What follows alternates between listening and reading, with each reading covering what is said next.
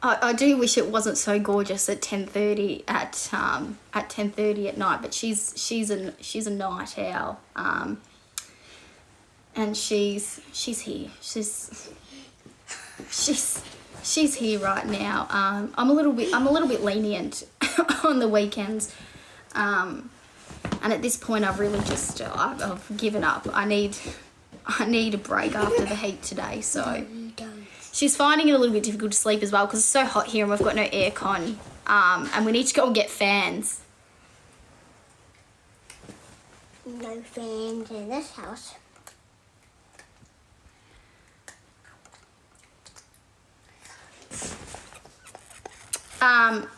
Yep, Jody, correct. That definitely, absolutely does happen, particularly if you have to co-parent and share children. With an abuser, I don't. My mum was lucky that she never had any children with him at all. So I think she had one run-in with him after she kind of got out of it all, and then that was kind of it. We haven't heard or seen him luckily ever again. He's probably tormenting. Well, no, I think he's in jail actually because he's in and out of there.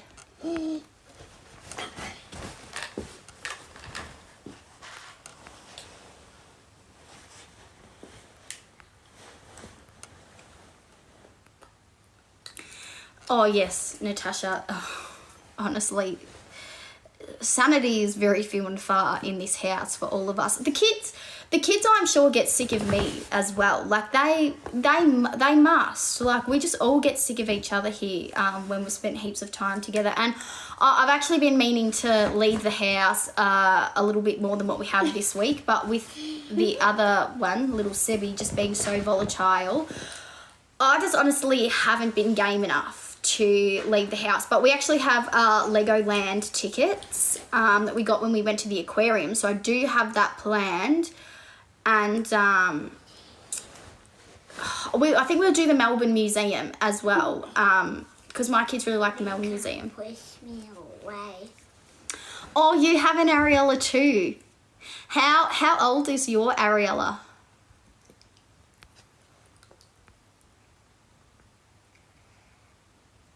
Yeah, it's so Sarah,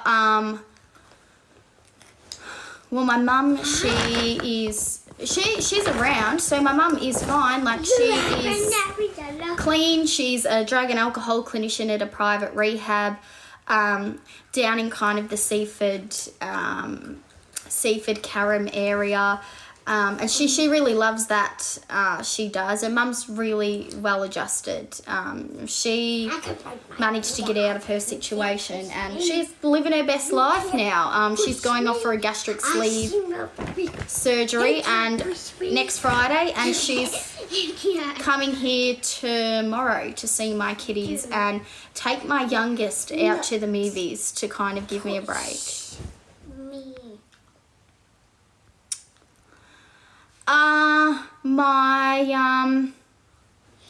My youngest little boy doesn't have night terrors. He doesn't. When he sleeps, he's a pretty good sleeper. Even getting to sleep, he's normally pretty good. This one over here, not night terrors, but she just never wants to go to sleep. She's just, unless I'm asleep. And even then I'll go to sleep and sometimes I'll wake up and she's dancing in the mirror in a room or doing something, and I'm like, what are you doing? Go to bed.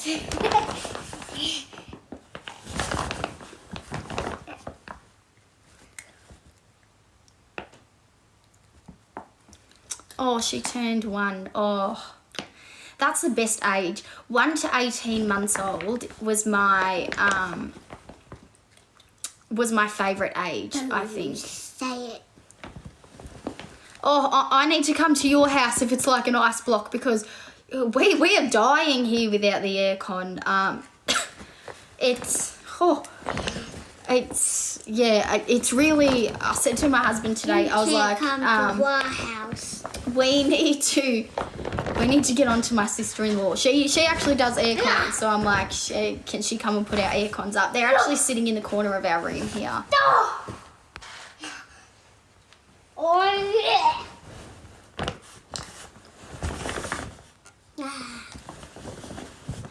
Yep, Natasha, so Sebi takes melatonin. She does take melatonin, and you know what? It does not work for her. It does not work at all whatsoever. She's just my problem sleeper, honestly.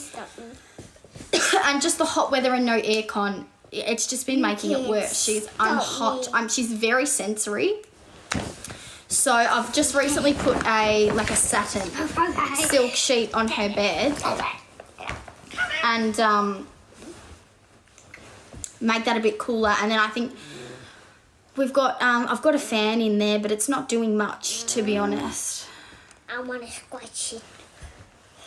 Yep, I was a night owl as well. That's probably where she gets it from. My mum had to go to sleep school with me because I just would not sleep. And apparently I was really awful. I was a colic baby. So my mum tells me, she's like, difficult when you were born, difficult now. I'm apparently the high maintenance one in the family. Those are the ones we've got. We've got the Vitajoy melatonin gummies. They're the ones we're using. So she obviously needs a horse tranquilizer at this point because that is the brand that we're using. I think we get ours from America as well. They cost a bloody fortune and they take weeks to come.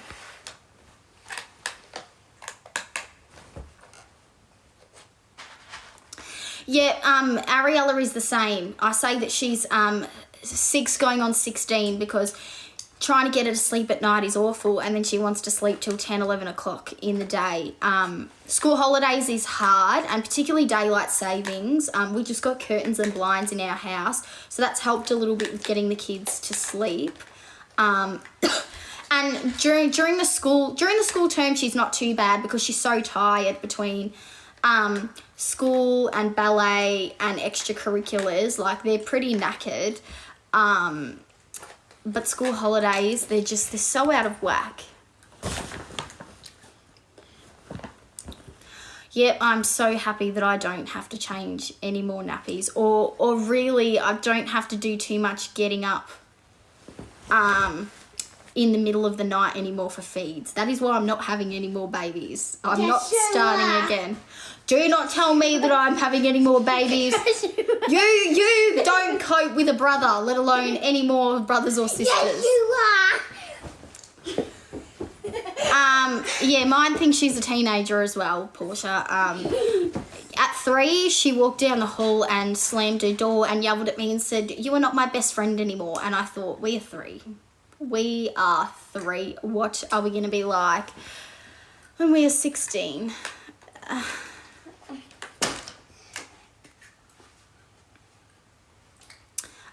Liam, I am from Melbourne in Australia. I literally lost my track of thought. I think they're a 5 milligram dose. They're a high dose. They're 3 or 5. I'm not sure. I'd have to check. They're definitely anywhere between 3 and 5 because it's the higher dose that we give. Metal fans. Yeah, I'll have to try. Oh, I think we do. We have one metal fan. I've got it in Sebi's room. And I just bought like a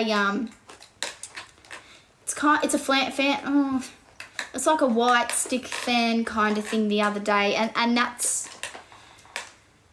working not too badly. But yeah, the heat has been a killer for sleep here. Baby, you will. You will go to another baby. 6-year-old son is going on 26 too. my son is difficult in other ways. He's not too bad, Sebi. It's her. The sass on this kid is just unbelievable.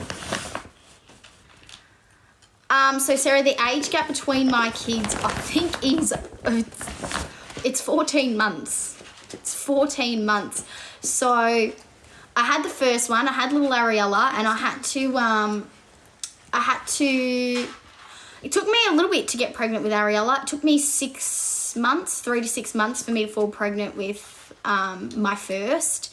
And then the second one, I got pregnant 6 months later. So she was 5 or 6 months old when I found out I was pregnant with Sebastian. When did you name us?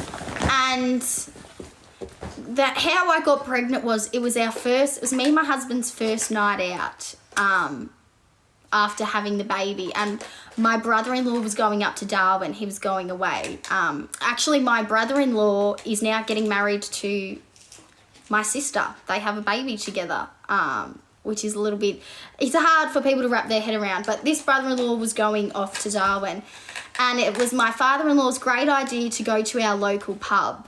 And needless to say, a lot of tequila was involved, and the result was Sebastian. So yeah, I did not plan to have a baby 6 months after, or get pregnant 6 months after just having the first. Sebi is 5. He's 5. Ariella is 6. She'll be 7 in July, and Sebi will be 6 in September. That's in September? Wow.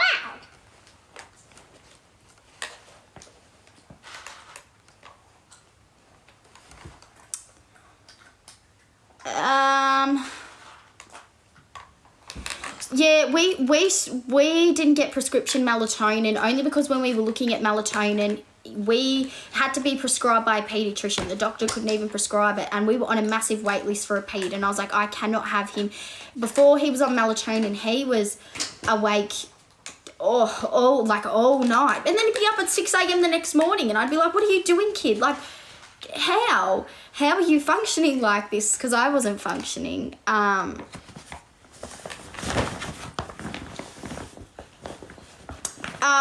The 5 milligram knocks Sebi out. It just does not work for this one.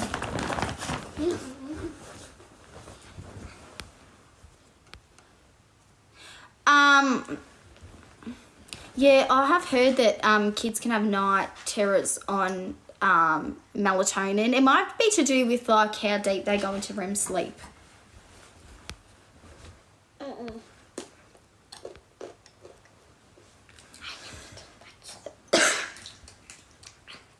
Oh, 4 years. That's a long time. I know just after.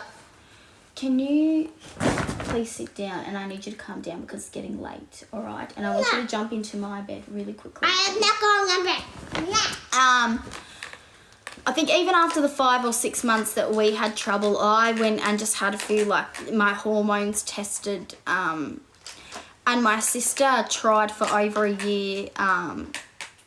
And was worried she was going to have them, but we've been lucky that we don't. But I have a few friends with that, and yeah, it's really hard to I feel like to live with in general. Like they have like really bad menstrual cycles and whatnot on top of all of that. So I can imagine that would have been really difficult.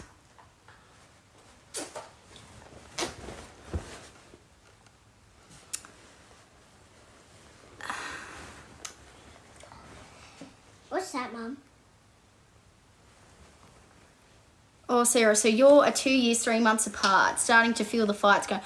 Look, there will be days where you will absolutely play referee. And, like, I thought it would be cute. I thought I'm going to have 2 kids, you know, close together. They're going to love each other. No, separate houses. Don't worry about separate rooms. We require separate houses here some days because... And because one is ADHD and one is currently undergoing ASD, and it's like they're 2 different ends of the spectrum. Ariella is very perfectionist, very, you know, uptight, needs to control every situation. And then there's Sebastian, and it's Cyclone Sebastian, and he's just got this chaotic energy about him, and he doesn't cope. She doesn't cope. Crazy. She'll set her Barbies up. All really nice. She'll spend 30 minutes setting her Barbies up. He'll come along with the dolls pram. He'll look at me. I'll look at him and I'll go, don't you dare. Don't you dare. And he'll look at me and then ram the dolls pram into her Barbie setup, and then I just don't hear the end of it for the rest of the day. So it's a bit like that.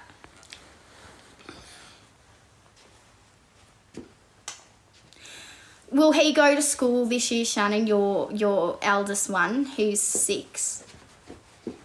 Because mine's off to school. Mine's off to school this year, and all I can say is good luck to the teacher. Good luck. He's got the same prep teacher that my daughter had last year, and I got a bit of a Christmas gift for the teacher. She's like, you didn't have to get me a gift, and I was like, mate, I'm buttering you up for what's to come. Be ready. Be ready. Cyclone Sebastian is coming. Sebi doesn't snore. No, he doesn't snore. He's a very quiet sleeper.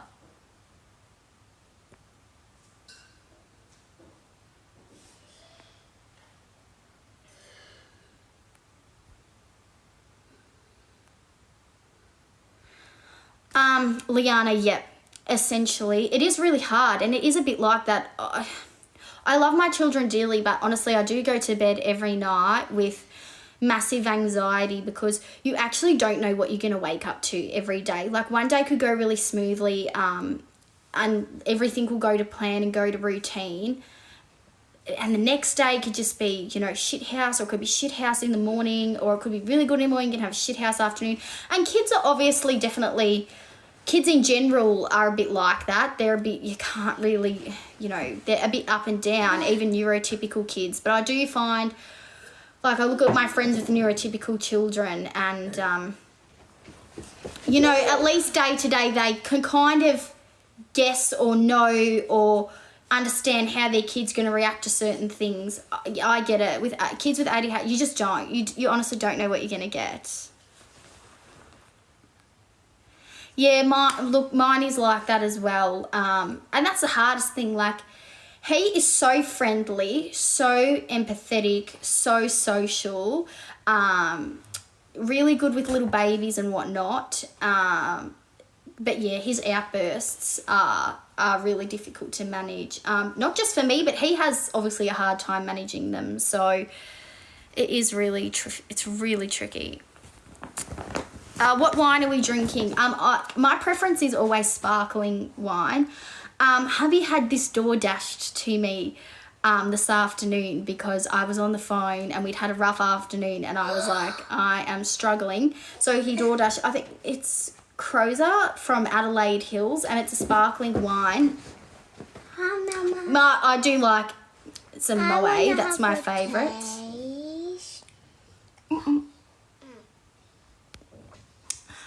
Jessica, there are definitely days where they get along, definitely. So they do, but I must say 7 out of 10 they don't. But I've just accepted that. They have different personalities, they have different temperaments. I do think automatically we expect our kids to get along because they're siblings, but they're just like anybody else. They love each other, but they don't always like each other. So that's what I find. Babe, you honestly, you deserve a medal, a solo mum, with, neurodiverse children, because it's a tough gig, and I honestly don't know how you do it. Can you sit down, please? And, do you have any support, like family that can help you? I know some people don't, but yeah, Stop pushing it would be a tough gig. I honestly don't know how you do it. Like, No, stop. Stop.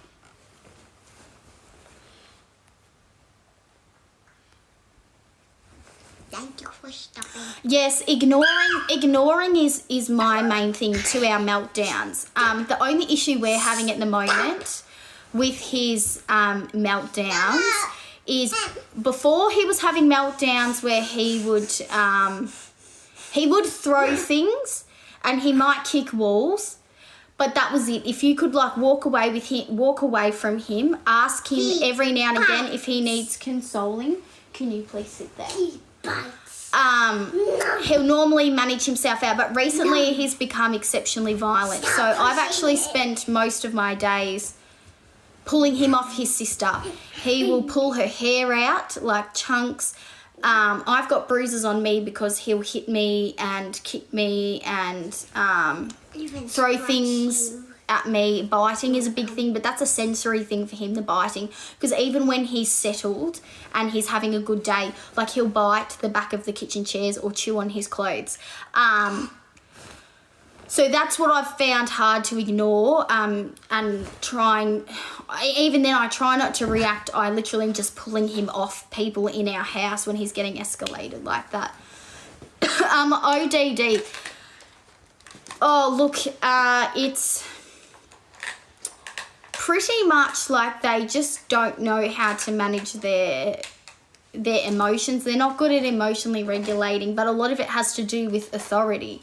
Like, they take almost any small routine task that you request them to do at times as like being authoritarian with them. I could say to my son, go and brush your teeth. Nah, that's it. Oh, done. He's done. Meltdown. I'm not doing that. And some days some things will trigger them, some days they won't be triggered. That's probably the hardest part about it, is you don't know when your child's going to be triggered. And you have all these people tell you, oh, you know, it's just a tantrum, like, seek out the triggers. No, it doesn't really work like that for neurodiverse children. Did you say Fortnite?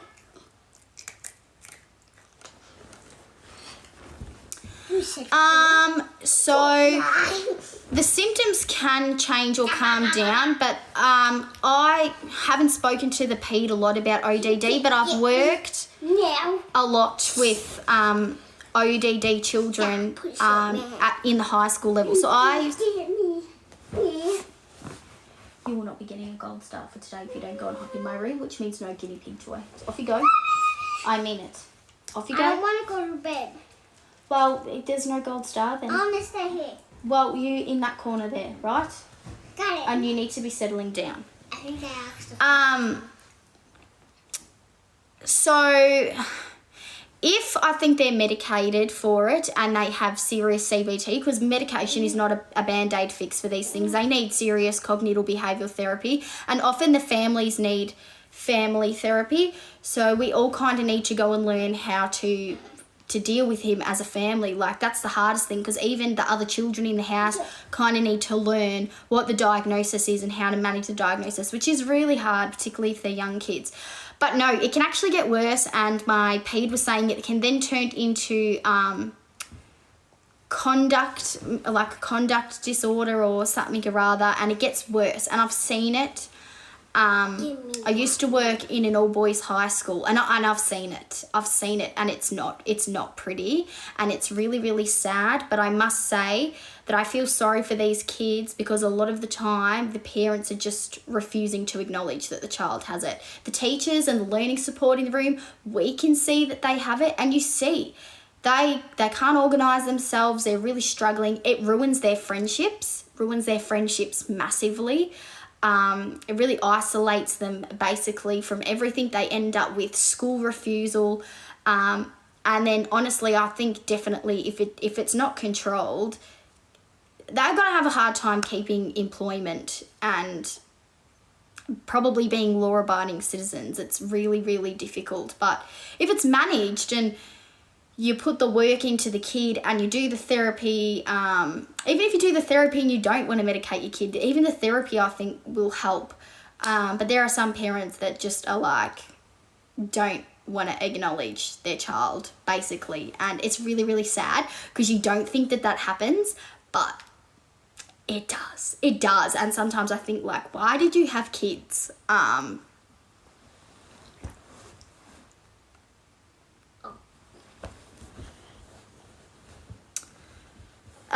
Brendan.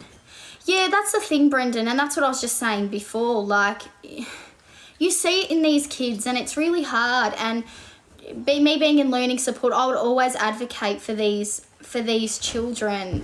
I'd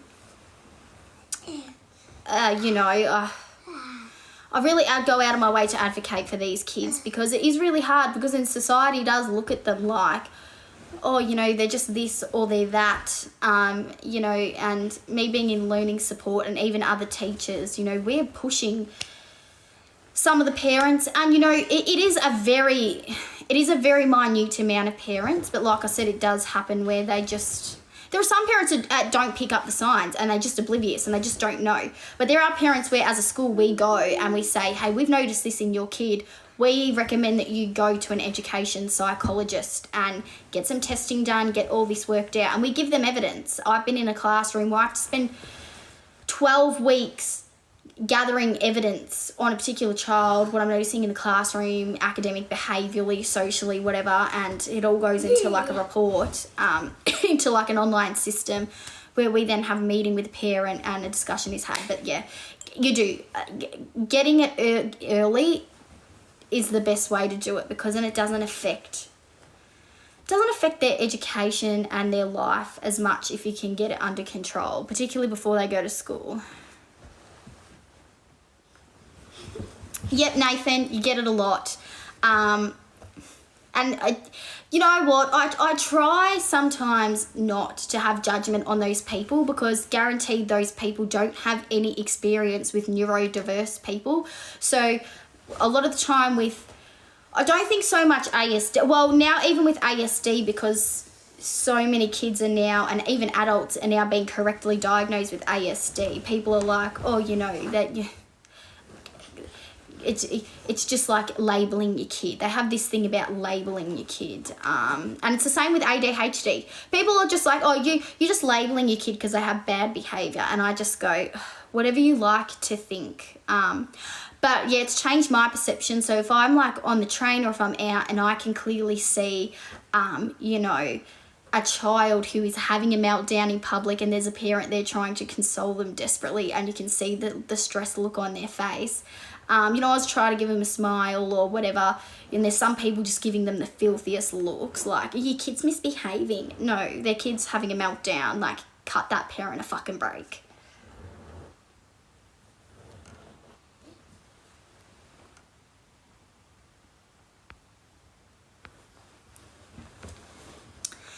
Yep, so these meltdowns, they are scary. They are very scary, but I'm not going to say that they're scary for me necessarily, because I feel like for me it's more that I'm really scared, because I don't necessarily know how to get him out of that meltdown, and I can see that he's really struggling, and that's what makes me the saddest, is I'm feeling so stressed and overwhelmed. Imagine how he is feeling in the midst of that, and it's like a rage, and they're blacked out when they come to. They can't tell you why they're angry. They can't even tell you what occurred during that meltdown. Some of them can go on for 2 hours. It's exhausting for them, really.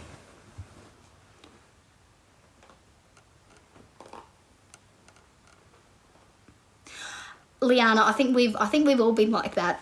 I think everybody is like that. Parenting has a funny way of humbling you, doesn't it? You know, my kid is never going to watch TV or have screen time. My child's going to play outside. Parenting is very, very humbling.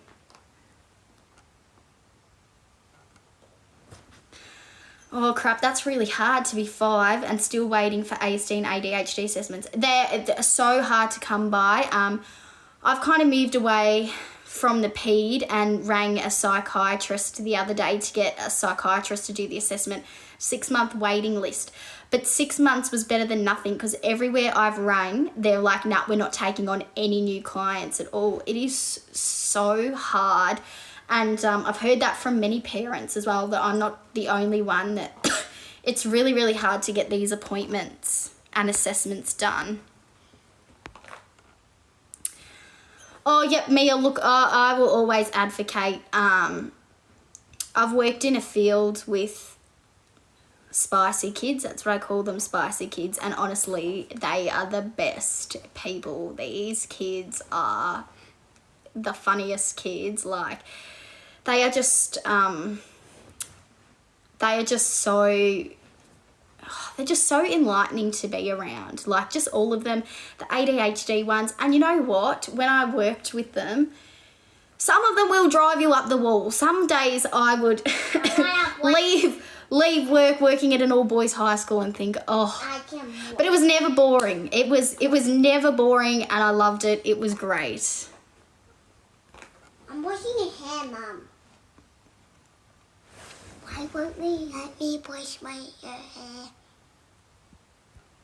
Yeah, Kim, absolutely. 18 months. That is how long the wait lists are. 18 months, 2 years. It is like that. It's crazy.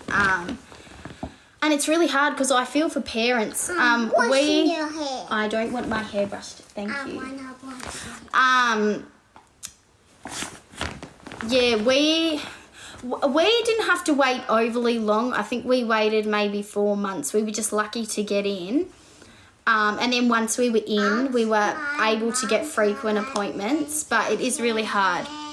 Yeah, Amy, OTs are the same. OTs are a massive waiting list. And often, like when you go to that first PED appointment, they send you off to go and get an OT assessment done. So basically that first PED appointment that you do get into, you don't even cover anything. You give a little bit of background to the paediatrician, and then the paediatrician looks at you and basically goes, okay, go to the OT and get a report. I was really lucky. My best friend, who's also my husband's cousin,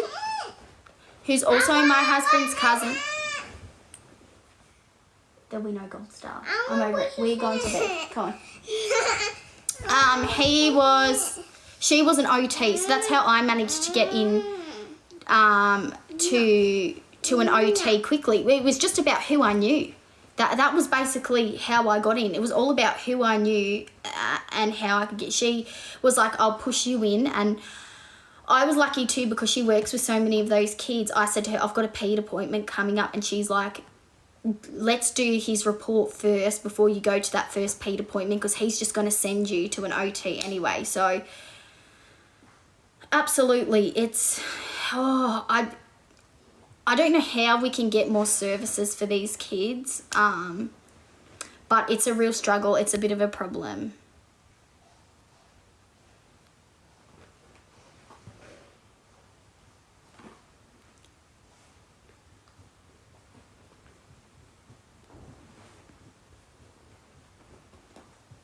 Yeah, so Emily, that's what I'm doing now. I'm looking at going privately.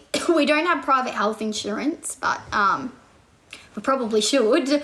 We're looking into it. And then also, I think we're looking into NDIS for now because both of them will get funding without an official diagnosis because they're under the age of 7. So I think that should help as well.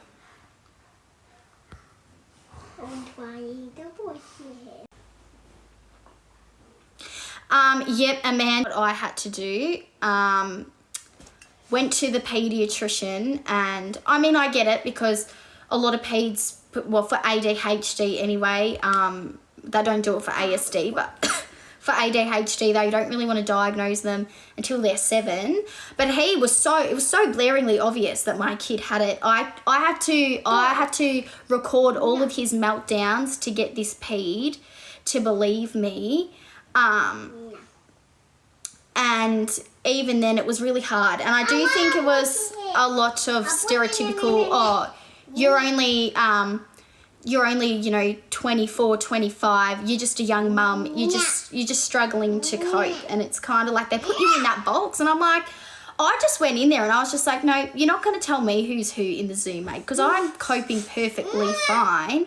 I said, this behaviour, I just said to the ped, I was like, he was like, tantrums, all this stuff. And I just said to my paediatrician, I was like, listen here, Michael. I was like, my son is in a kinder room full of 3 and 4-year-olds. I said, they all have tantrums, but you tell me why my son is the only kid on a behaviour management plan. I was like, don't be sitting here telling me just tantrums. And then I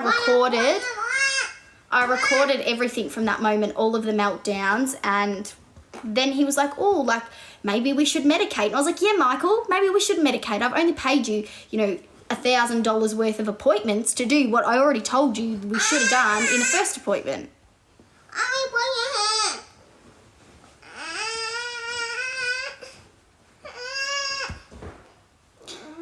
Yeah, I had that too, Liana. Like, they spend Even the ped, like, he spent, 15 minutes with my kid, and I wanted to have ADHD and ASD testing done just to cover everything.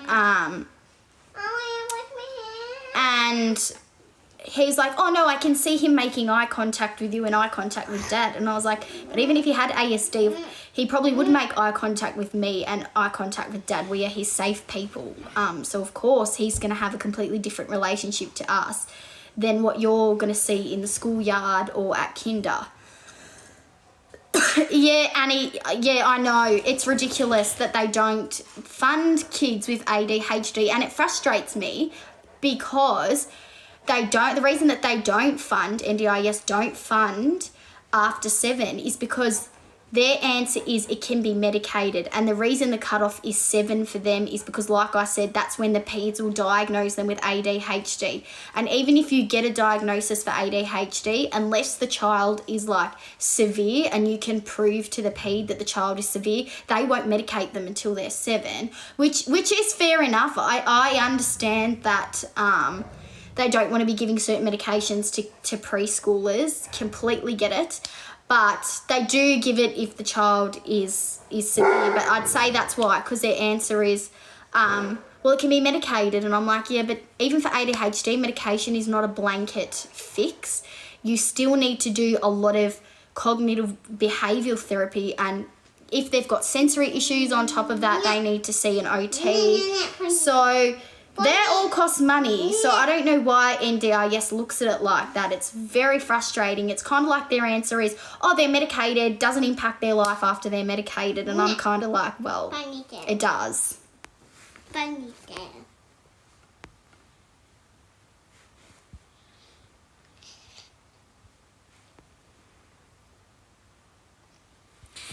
Yeah, so I think when the last time we saw our ped, the last time we saw our ped, Emily, they were going to put him on dexamphetamine. He was going to try dexamphetamine, and currently he's on risperidone. Well, he's on Risperdal because that's the generic brand of Risperidone. Does the medication help him?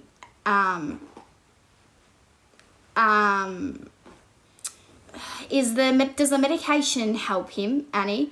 Because I know that's what I'm saying. Like, I think if it's going to help the kid before the age of 5, like, they should.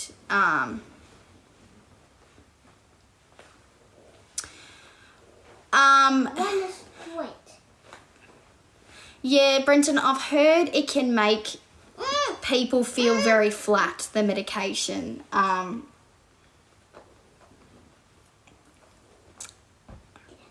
Yeah, definitely, Kim. And a lot of the time that's because, as well, often, like where I worked, there was a school psychologist on hand, and there was some testing. It wasn't ADHD testing, but there were certain testings that she could do, and then she was able to be a first point of contact for parents as well, to say, okay, this is your options for testing. We recommend, you could go here for testing. And then with like a bit of a push from school, it can be easier because if you've got teachers and other... And this is the thing, this is what shits me, is when the mum says, hey, I've got issues, it's like, oh yeah, whatever. But when like another professional, like a kinder teacher or whatever, says they've got issues, then they want to listen. I've had that experience as well as being both an educator and a parent. And so, yeah, I definitely see what you're saying with the easier to get a diagnosis. I am 26, turning 27.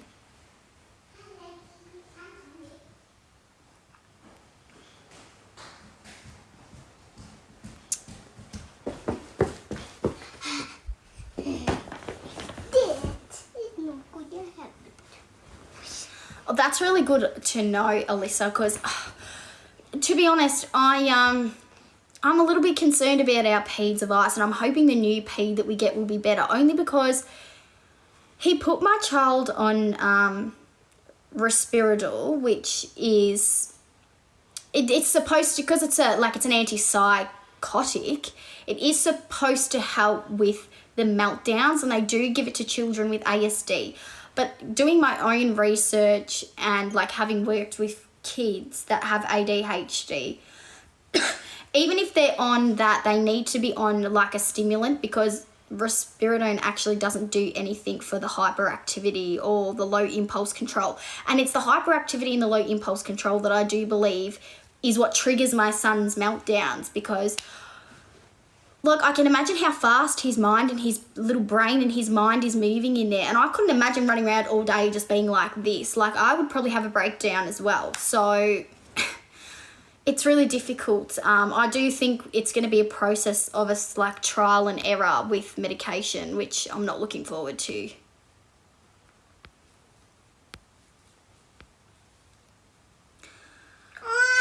Can you just not, please? That's hurting me. Thank you.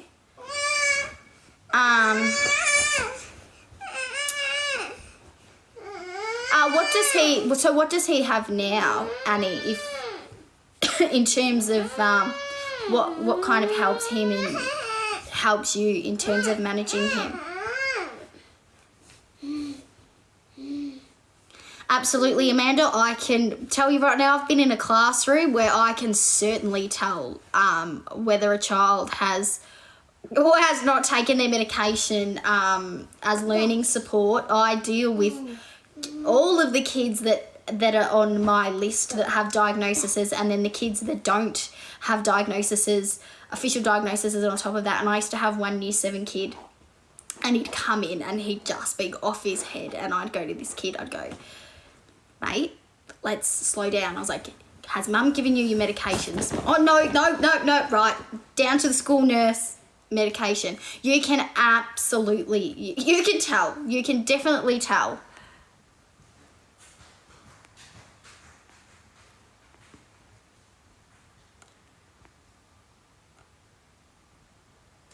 Yeah, you it is. As learning support, you pick up on all the little, bits and bobs, and it's funny because you pick up on all their, like, each kid that you work with's little idiosyncrasies and, like, all of that sort of thing. It's very interesting, but they're so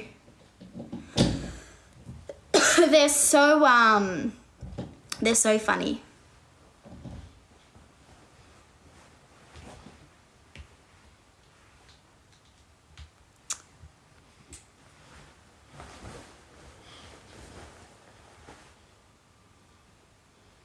Okay, yeah, so he's on the risperidone. Yeah, it helped my son a little bit, but I'm finding now it's not doing much, and I think that's just because his impulse control and his hyperactivity have just gotten so heightened that I think he just needs that stimulant to, like, slow himself down. We do give ours black coffee because he doesn't have that medication yet, and black coffee seems to help him a little bit. It does.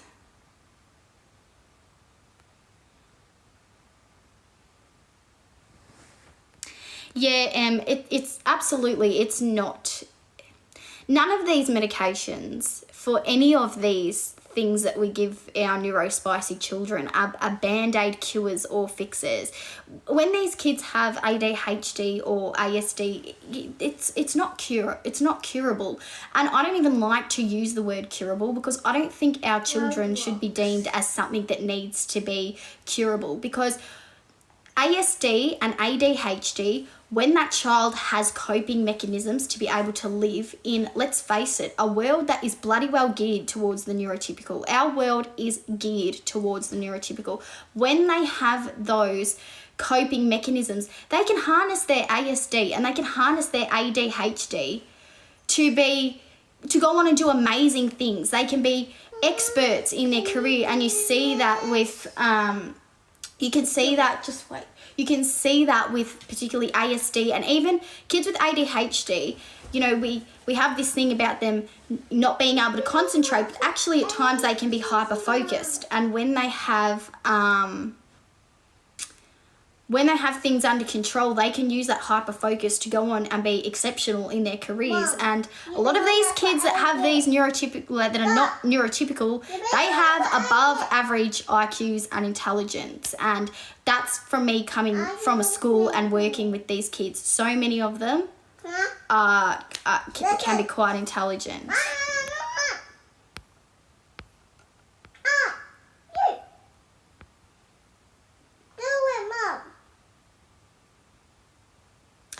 Kath, I'm not in Perth, I'm in Melbourne. So you have ADHD and you're a firefighter. Do you find your ADHD helps your job?